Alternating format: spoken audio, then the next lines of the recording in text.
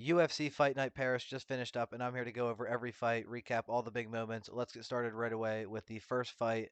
Was Bolaji Oki versus Chris Duncan. I had Oki going into this. They had a back and forth first round. They both came out throwing some hard punches and kicks. Oki shot a few kind of mid takedowns. And Duncan tried to guillotine on one of the first takedowns, couldn't get it. Eventually, Oki shot again into another guillotine. Duncan latched it up really tight, held it long enough to put him out cold, and the ref didn't notice. And then I guess Duncan lost the grip, let it go, started landing a couple of shots, and Oki was just lifeless there. And Duncan's yelling at the ref like, "Hey, dude, this guy's dead on top of me." So yeah, really good finish for Chris Duncan. They're both good prospects coming into this, and Chris Duncan's kind of had, he's kind of been back and forth, and this was a really good performance for him. So great fight, great first round finish, and a really nice way to start off the card. Definitely put a lot of energy into the start of the card. Going into this next one, which kind of sucked the energy back out of it. But next fight was Jacqueline Cavalcanti and Nora Cornhole. First round, Cavalcanti outstruck at range pretty easily. It looked like Cornell couldn't strike in the first round. She overshot a punch into a takedown, got it, and got control, but then got reversed. They got back up. Cornhole was like really twitchy and just had really kind of trash technique. But first round, she was getting pieced up by Cavalcanti. So I had it 1-0 after the first round, Cavalcanti. Second round, she was still clearly the better striker at range. And she was pressing Cornhole the entire round. She knocked her down about a minute in. Cornhole recovered, shot a trash takedown, got stuffed. Cavalcanti had a terrible fence grab in the second round, and held on for a takedown for dear life on the cage, and they just didn't do anything about it. So I guess you can cheat. Would have been a takedown, probably would have had control, but instead ended up losing the round. Cornhole landed a couple of knees, but I think it was Cavalcanti probably 2-0 there, even though it looks like they gave him a split. I don't know what rounds they split, but third round they traded a little bit on the feet, didn't do much, and Cornhole just wasn't fighting like she was down 2 rounds. So yes, pretty slow, typical women's fight. Ended up being a split decision for Cavalcanti. No, yes, it ended up being a split decision. One of the judges gave it to Cornhole, which is absolutely ridiculous. It wasn't even close. But anyway, next fight, kind of another slow decision. It was Victor Altamirano versus Daniel Barez. Was back and forth though. They were both throwing. First round they traded some low kicks until Barez caught Altamirano with a straight right on the jaw and dropped him pretty bad. He fought back up, started to land some nice kicks. They traded on the feet for the rest of the round, and I think it was pretty clear Barez won round one with the dropping. Round two, they traded back and forth on the feet, nothing too crazy. Altamirano was landing some good kicks, landed a nice head kick in round two, and was slightly outstriking Barez, but Barez was the one putting the pressure on and had the cage control pretty much the entire round. So at one point, Altamirano stumbled and then got tripped, which could have been enough to swing the round in Barez's favor, but either way, I would have it either 1-1 or 2-0 Barez. Round three, Altamirano landed a spinning back fist with 90 seconds in, dropped Barez, and he kept the pressure on. A lot of kicks. Barez's nose was bleeding at this point, had a lot of visible damage in that round three. And Barez pointed to the ground with 10 seconds left and dropped Altamirano with like 5 seconds left or whatever. It was pretty nice. And I still think round three goes to Altamirano, but the judges ended up going in favor of Barez in a unanimous decision, 29-28. I could see that totally. Either way, it was a pretty good fight. Definitely more exciting than the last couple. And yeah, solid fight. Next up, Ailin Perez versus Daria Zhelezniakova. This one was pretty short and sweet. Perez failed the first takedown and got the second one. Worked through mount to an arm triangle, got the tap, and then shaked her ass in Daria's face a couple times, and that was it. So pretty quick work for Perez. She's already ranked 15th. This was another unranked prospect coming up. 9-2, or I guess she was 9-1 at the time. Good prospect coming up, and she took care of her really quickly. That made it look very easy. Just took her down right away and got the win. So great fight for Ailin Perez. Another win. I think that's like 4 or 5 in a row for her. So she'll probably get a top 10 matchup next. So that's nice. Hopefully she keeps winning. Next up, Taylor Lapilus and Vince Morales. This was also a pretty good fight. Lapilus is just better on the feet. I think Morales was short notice anyway, but round one back and forth on the feet. Slight edge to Lapilus, and he cut open Morales pretty bad, like on the side of his temple right here. So I would say Lapilus 1-0 round one. Round two, Morales briefly got a takedown at the start of the round, but other than that, it was pretty boring. Lapilus landed a massive knee on the chin of Morales, and other than that, wasn't much. Round two, probably 2-0 at this point, Lapilus. And round 3, Morales shot a takedown right away and worked Lapilus against the cage. Couldn't really get anything. Lapilus landed another good knee. Morales came back with another takedown, landed no damage, and wouldn't be nearly enough to win the fight, especially down. You need a finish at that point. So they got back up with under a minute left, and Lapilus landed another good knee, and they both started throwing with some volume. At the end of the fight, though, it was pretty clear it was 3-0 for Taylor Lapilus, and that's what the judges went with. So pretty cut and dry fight there too. I think Lapilus is a pretty big favorite. Yeah, 370 favorite. So just did what he needed to do there. Next fight was pretty interesting because not because it was actually fun to watch necessarily, but because Roosevelt Roberts actually did a lot better than most people probably thought, especially on short notice.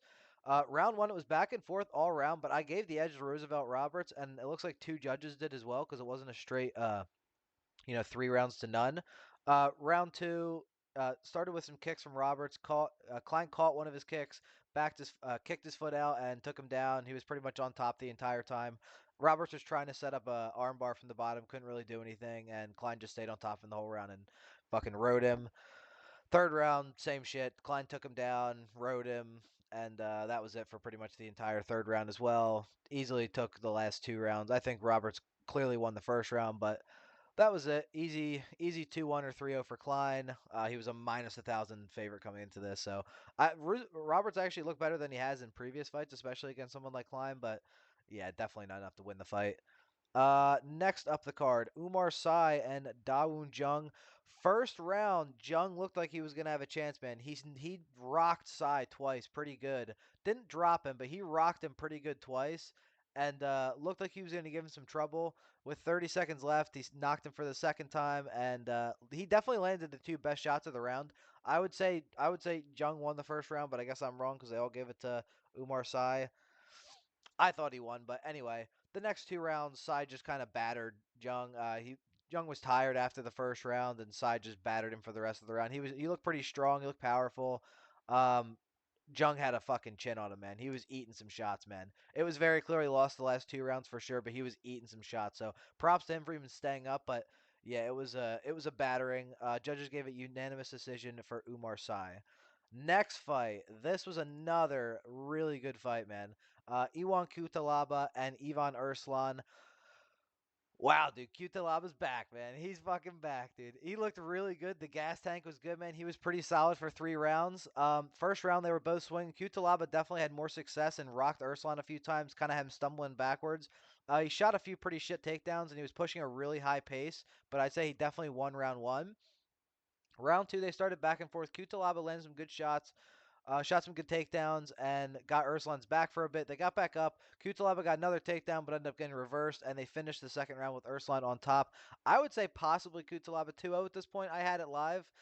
Round 3, Cutelaba landed some good shots in the beginning, but spent most of the round on his back with Erslan on top, not doing much at all. He scrambled away halfway through, but couldn't get up. He tried an armbar and got back up, but Erslan dragged him back down, had him against the cage.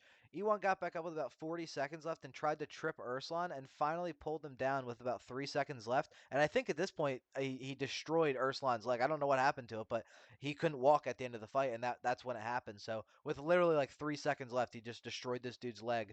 I had it at least 2-1 for Cutelaba or 3-0. They gave it unanimous, not unanimous. They gave it a split decision, 29-28 for Cutelaba. I definitely thought he won that fight. I was really hoping they wouldn't rob him there, but that was a good performance from him. He looked really good. He had really nice pace the whole time, and he was really pushing the pace the whole time. So I don't know. Let's see what he does next. Who knows at this point, man? He's so 50-50. You never know who's going to show up, but he fucking showed up tonight, man.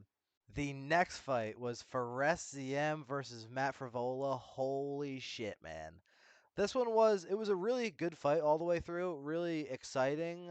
A little slow at some points because of the grappling, but goddamn the finish. So round 1, Frevola came out swinging, just winging shots, as usual, not landing any of them. Frevola grabbed a kick and shot a good takedown.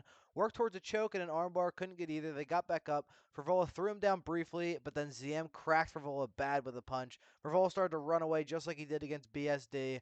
Didn't get hurt too much more after that. Ziam had Frevola against the cage for most of the last minute, and they each landed some shots towards the end of the round. Clears Ziam round 1, and Frevola's face was already damaged at this point. Round 2, still pretty entertaining. Ziam was just getting the better of Frevola on the feet and eventually got him down, got right to the back, latched up a choke, but Frevola survived, and Ziam clearly won round 2. Round three, Ziam was still looking fresh to start the round, ran right at Frevola with a jumping knee, and then a couple seconds after that got a takedown. Frevola started to work back up against the cage, but got taken right back down. Ziam tried to pass a couple times. They were scrambling around back and forth. Eventually, Frevola got up. Ziam picked him right back up, threw him down, immediately after he got up. Frevola worked back up again, and this time ZM grabs the back of his head, pulls it down right into a knee, and just absolutely destroys Frevola's face right on the chin with a knee. Puts him out terrible. The mouthpiece comes out midair while he's going down, and ZM lands two follow-up shots while he's already dead with no mouthpiece. Nasty fucking knockout, man. If you haven't seen the knockout, go back and watch that shit. Nasty knockout, man. Really good win for ZM. Definitely the biggest performance of his career. Dominant win the first two rounds, and then sleeps him towards the end of the third round. And damn, dude, it was a nasty one. I feel bad for Vola. He's got to be getting close to the end now. At this point, he's just skidding at this point. But man, really good win for ZM. The next fight up the card was Morgan Charriere and Gabriel Miranda. And damn, dude, this one delivered as well after that last knockout. Round one, Charriere was just getting the better of Miranda on the feet. Miranda kept trying to pull guard like from standing against the cage. He just did not look good on the feet at all. Charriere stuffed some takedowns from Miranda, ended up getting on top, but got reversed, and Miranda ended up on Charriere's back with about under a minute left, but couldn't do anything with it. Nothing of any impact really in the round. 1-0 Charriere. And round two, they traded a couple low kicks back and forth at the beginning. Charriere followed up with a nasty left hook to the chin. Miranda was kind of spinning away, maybe doing a spinning attack, but tried to land like a spinning back fist and was kind of turning away. And as his head came back around, just got caught with a fucking left hook, man. Kind of got surprised by it. Got slumped bad. Knockout win for Charriere in the second round. I was surprised he didn't do it earlier. That was really the only surprise of the fight. I kind of knew that was coming, but really good performance from Charriere. Kind of boring in the first round, but he got there eventually. He just kind of had to feel him out, and then he knocked him out bad in the second round. So two really good fights in a row to start off the main card. Up the card, we go to Kevin Jousset versus Bryan Battle. Another great fight, another delivery, another exciting fight. Round one, they threw some punches back and forth. Battle worked towards the clinch. Jousset went for a throw and couldn't get it. Battle got back up, got in the clinch against the cage, worked towards a takedown but couldn't get it. They separated, landed some shots back and forth. Battle got the clinch again. He was really working for that clinch in the first round. Jousset hit a hip toss and landed it, but Battle got right back up and put him against the cage again. I think Jousset probably landed the better shots, and Battle had more damage on his face after round one, so I'm going to go 1-0 Jousset. But that didn't matter come round two. Round two, Battle came out strong. He was landing some nice combos, was taking some shots back in the process, and showed a pretty good chin. But he was building some momentum, kept going with the combos, kept backing up Jousset against the cage, and eventually it was just too much. Kept getting through the guard, and eventually worked towards a TKO against the cage. Jousset wasn't really moving. He was kind of just covering up, and then eventually he tried to move to the side and stumbled a little bit, and that was enough for Herb Dean to stop it. So a really great win again for Bryan Battle, 12-2 now, and working his way up the division. Uh, Good fight for him, man. It was a tough matchup coming into it. He was a pretty decent favorite, 195, which is kind of surprising. You'd think they would give the Frenchman a better matchup, but really good fight for him. The combos look great. He was taking some big shots, so maybe the defense was a little off, but the combos were looking really good, man. He had a really good pace for the first two rounds that he was in there, and ended up with a great finish. So 3 fights in a row, really good finishes, and great fight for Bryan Battle. The next fight on the card, the feature fight, Willem Gomis versus Joe Anderson Brito. This one was a little bit controversial. Let's go through round by round. They both came out with good kicks in round one. Gomis got the clinch against the cage. Brito grabbed Gomis' gooch, which was a little bit weird, and used it to get a takedown, so it worked out. Weird technique, but it worked. Gomis reversed it, got on top, and Gomis held him down for most of the round. Eventually, Brito got back up and got Gomis against the cage. Brito was practically running him down towards the end of the round with about 10 seconds left. He landed a pretty solid hook and pulled a ghillie on Gomis to finish the round like that. I would say 1-0 Gomis because of the control time, and it seems like they scored that a lot. And in the split decision here, it seems like that's what won it was that first round with that control time. So round two, they both came out swinging until Brito until Brito got Gomis against the cage, took him down. He got in a side control and had him up against the cage most of the round. Brito tried to lock up a little bit of an arm triangle, kind of a weird angle, and stayed on top of him. They separated after about 3 minutes of control time for Brito, and he kept pressuring him against the cage, swinging wild as usual. They finished around trading some shots, and I would say Brito pretty clearly got round two. Round three is where it gets a little bit confusing. They were trading on the feet, and Gomis was landing the better shots most of the time. Brito was just too wild. Gomis looked more technical. Brito was a little bit too wild, and it seems like they were scoring the more technical, clear shots that were landing for Gomis. Gomis got Brito against the cage, held him there for a bit. They separated. Gomis continued to land more of the shots, more clean shots, and Brito was just whiffing all over the place. Brito shot in against it and got him against the cage, got a takedown. Gomis tried to scramble, and Brito worked to the back, landed some good shots.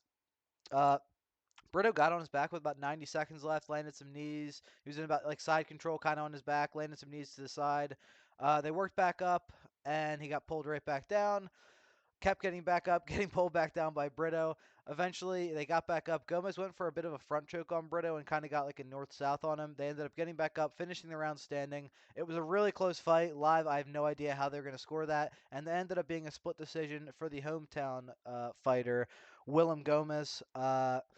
It's hard to say. I think Gomis was landing the better, more clear shots, but obviously Brito's swinging with a lot more power. They both had their leg kicks. I mean, yeah, Brito outdid him in the leg kicks. Gomis got him in the body, and then Gomis got him in the head as well. Not a ton of strikes, a lot of control, and a lot of whiffing from Brito. Honestly, props to Gomis for staying out of the danger zone, but a lot of whiffing for Brito, and that's what lost him this fight. Moving on to the co-main event of the evening, Nasruddin Imavov versus Brendan Allen. Kind of a shitter, not gonna lie. First round, Brendan Allen lands the first takedown he goes for. Not sure if Imavov was not ready for it or was off balance, but looked like a super easy takedown. Allen stayed on top the entire round, took round one just by control time. Round two, Imavov pretty much did the opposite of what was round one. Stuffed Allen's first takedown, got on top, dominated him the whole round. Not much really to talk about other than Imavov was on top of Allen the entire of round two. And we knew going into round three that it was going to be 1-1. Allen came out still shooting panic takedowns. They were getting stuff really bad at this point by Imavov. Imavov clearly had more in the gas tank at this point. And Allen had nothing left. Imavov still looked pretty sharp and clearly won the last two rounds by control time, by damage. Allen didn't really do shit the last two rounds and just got beat. Didn't look like he had the spirit for it, honestly. I don't know whether it goes back to the whole weight cutting and blood draw thing he was trying to bring up that the French Commission was doing. I don't know whether you can blame it on that, but he did not look like he was ready to go full 3 rounds, or especially not 5 rounds. So probably a good thing if he lost that title eliminator. Imavov would probably get a title shot now or be somewhere in line for it. So big win for him. Both of Sean Strickland's children, but pretty big win for him at home, and wasn't really that great either way. Neither of them really did shit, just control time. Moving on to a way better fight, the main event of the evening, Renato Moicano against Benoit Saint Denis, and Moicano again pulls out the big money upset, plus 210 going into the fight, and God, dude, he looked like the best he's ever looked in his career. Round one, Moicano takes down BSD off of a kick, beats the living shit out of him all of round one. Benoit's face is absolutely battered. I thought that was a pretty clear 10-8. I'd have to see the scorecards because obviously it didn't go to decision, but round two was a bit closer. Moicano still clearly got the better of BSD, but you could tell Benoit was already low energy after just getting the shit kicked out of him for 5 minutes. And he couldn't do much. At the end of round two, Benoit's right eye was completely swollen. The left eye was getting there. The right eye was gone. They had the doctor come in, do the eye test. And it's funny, they always do the eye test first with not covering the eye. So the guy's always using their healthy eye to watch it. And then as soon as the guy covers up his bad eye, he can't read the numbers anymore. And the doctor goes, yeah, he can't see out of his right eye. I don't think he should continue. So even the French doctor didn't want the French guy to continue. So it was a bad injury, man. After only 10 minutes, man, he looked like he got ran over by a fucking truck. So hell of a win by Moicano. Continues the win streak, gets his 20th win, and now he's looking for that top opponent. And he called out. First of all, he called out the French government, pretty based. Obviously, French sucks. You know, their government's fucking trash. So, not that the rest of the world's much better, but France is fucking trash. Rightful call out there, and then calls out Paddy Pimblett and Dan Hooker as the easy money fights.